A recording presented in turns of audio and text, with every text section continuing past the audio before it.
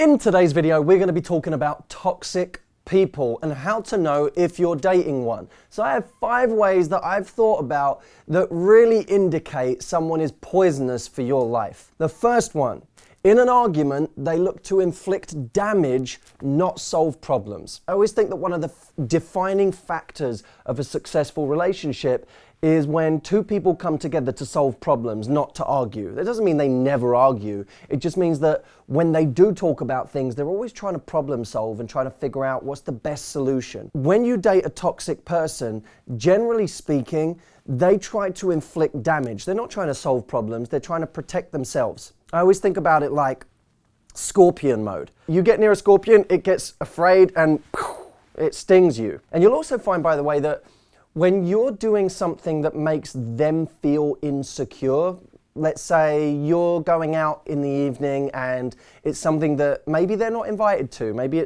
this is just something you're going to on your own.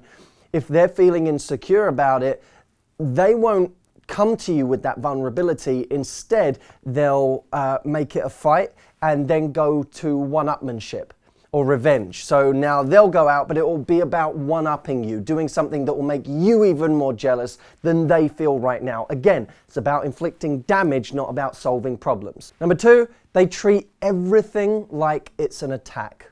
So when you come to them wanting to talk about something that you're not happy with, maybe it's a behavior pattern that you're seeing in the relationship, maybe it's something they did this week, something they said, you may come to them in a completely civil and rational way and choose your words very carefully and say, listen, I just wanted to talk to you about that thing this week. You'll find that they will meet that with aggression. By the way, one of the common side effects of this, and you may have seen this for yourself, is you'll find yourself now afraid to bring up problems with them. If you find that you sit there agonizing over what words to use and treading on eggshells as you say something, then if you're doing that to the extreme, it means that you don't have a healthy relationship with constructive criticism in your relationship. 3, they make you the root of all evil.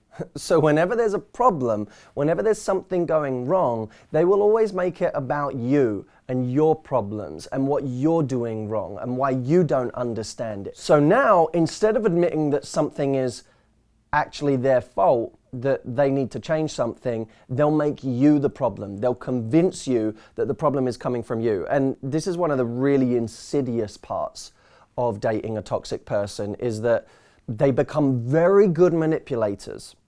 And they can make you believe that things are your fault that have nothing to do with you. But proximity is power.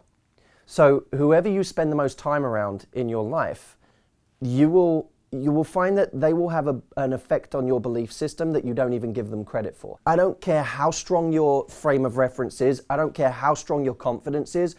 Those comments, those accusations, their belief systems will eventually get through. We become our peer group, right? Whoever we spend the most time with.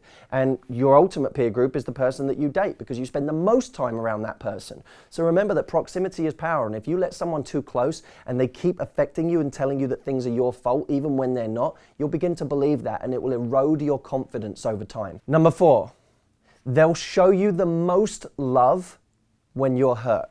One of the common patterns in toxic relationships is that toxic person they'll accuse you of things, they'll cut you, they'll hurt you.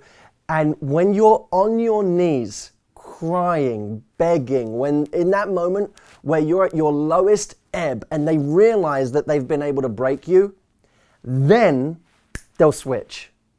Then they'll begin showing you love. So it's this kind of schizophrenic behavior where they'll go super aggressive, they'll make you feel like crap, they'll make you feel insecure. And when you're so insecure that you need their love and you're sorry and you just need someone to lean on and you need them as a crutch, then they'll show you love. And here's why. Because at that point, they feel like it's safe to do so. Because in the moments where you're feeling strong, they're feeling weak.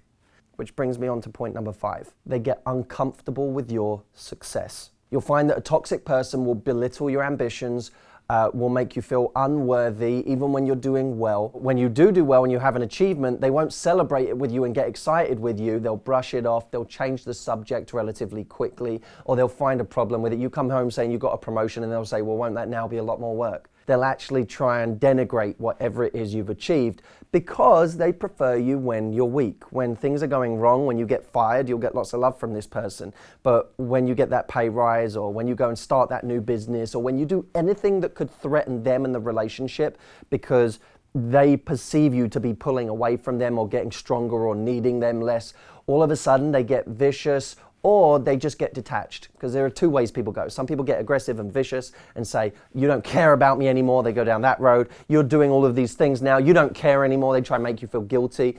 Or they just act like they don't care anyway. And you'll find that they get distant from you when things are going well. They start spending more time with other people, giving more love to other people, and giving less love to you. So this video isn't about coming from a high and mighty place and us looking at toxic people and saying there's something wrong with you. Oh, I realized you're the problem, not me. It's not that we're perfect and they're not. We're not perfect. And that's the whole point. In a relationship, we come with imperfections, we come with flaws, we come with insecurities and wounds from previous relationships, from our parents, from experiences in our lives, from our failures and our tragedies. When we come to a relationship, in some ways, we already come as scratched goods. But the whole point is that you need to come to a relationship to meet a team player who is also imperfect, and you can help heal each other. You can't heal each other, of course. That's something only we ourselves can do. But we can provide an environment for our partner where it's possible for them to heal, where it's possible for them to become strong, to become great. Mark Twain said that the really great make you feel that you too can become great. Thanks for watching, guys. I look forward to seeing you in the next video.